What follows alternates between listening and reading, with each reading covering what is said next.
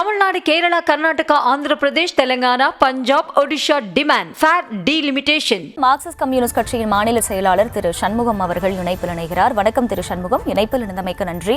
இப்ப இந்த தொகுதி மறுசீரமைப்பு கூட்டம் தொடங்கி நடைபெற்று வருகிறது. முதல்வர் பேசியதையும் துணை முதல்வர் பேசியதையும் பார்த்திருப்பீர்கள். இப்ப இந்த கூட்டத்தின் முடிவில் குடியரசுத் தலைவரை சந்திக்க வாய்ப்பு இருப்பதாகவும் ஒரு தகவல் ஒன்று கிடைக்கப்பட்டிருக்கு. இப்ப என்னென்ன மாதிரியான அழுத்தங்களை மத்திய அரசுக்கு கொடுக்க திட்டமிட்டிருக்கீங்க? உங்களுடைய பார்வை என்ன?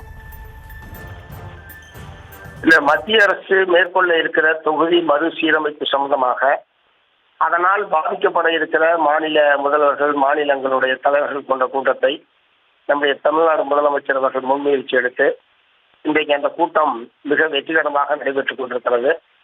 இந்த முன்முயற்சி, இந்த கூட்டாக சென்று மத்திய அரசுக்கு அழுத்தம் கொடுப்பது என்பது நிச்சயமாக இந்த பிரச்சனையில் மத்திய அரசாங்கத்தை அவர்களுடைய தொகுதிகளை குறைப்பது என்கிற அந்த திட்டத்திலிருந்து பின்வாங்க செய்வதற்கு அழுத்தம் என்று நாங்கள் உறுதியாக நம்புறோம். இதுல மத்திய, அதாவது மறுசீரமைப்பு பொறுத்த வரைக்கும் மக்கள் தொகை அடிப்படையில கூடாது, மாறாக அப்படியே தொகுதிகளை உயர்த்துவதாக இருந்தால் சமச்சீரான விகிதத்தில் எல்லா மாநிலங்களுக்கு இப்போது என்ன விகிதம் இருக்கிறதோ அதே சதவீத அடிப்படையில் அந்த தொகுதி மறுசீரமைப்பு என்பது மேற்கொள்ளப்பட வேண்டும்.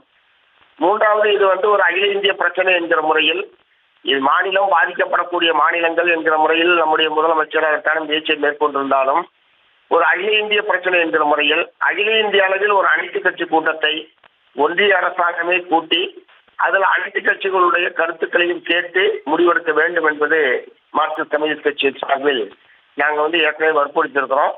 இந்திய கூட்டத்தினுடைய முடிவாக ஒரு கூட்டுக்குழுவை உருவாக்குவது, மத்திய அரசாங்கத்தை குடியரசுத் தலைவர், பிரதமர் உள்ளிட்டவர்கள் சந்திப்பது என்பது அடுத்த கட்ட நடவடிக்கை என்கிற முறையில் வரவேற்கத்தக்க ஒன்று.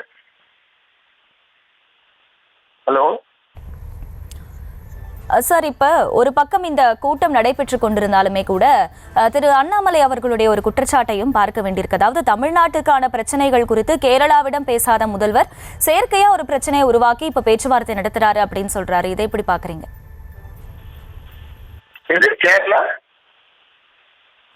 இல்ல, நீங்க சொன்ன கேள்வி புரியல. கேரளா இல்ல சார், கேரள முதல்வர் கிட்ட தமிழ்நாட்டுடைய பிரச்சனையை பத்தி பேசாத முதலமைச்சர் மு க ஸ்டாலின் இப்ப செயற்கையான ஒரு பிரச்சனையை இவரே உருவாக்கி பேச்சுவார்த்தை நடத்திட்டு இருக்காரு அப்படிங்கிற ஒரு குற்றச்சாட்டையும் இன்றைய தினம் தமிழக பாஜக தலைவர் அண்ணாமலை முன்வைக்கிறாரு. இந்த கூட்டம் நடைபெறும் போது செயற்கையான பிரச்சனைன்னு சொல்றாருன்னு தெரியல.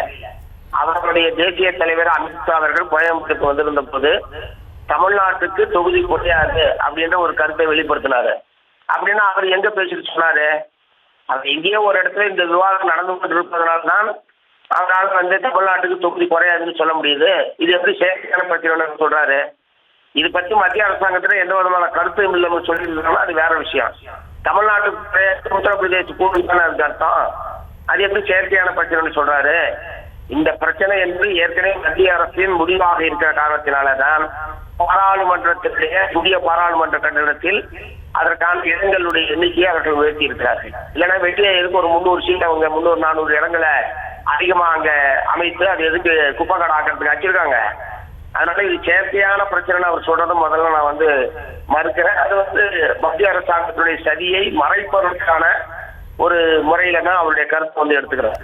இன்னைக்கு நடக்கிற கூட்டத்தினுடைய முக்கியமான பொருள் என்பது தொகுதி மறுசீரமைப்பு என்பது தானே தவிர தமிழ்நாட்டுக்கும் கேரளாவுக்கு இருக்கக்கூடிய பல்வேறு பிரச்சனையை சம்பந்தமாக விவாதிப்பதற்கான கூட்டம் இல்லை.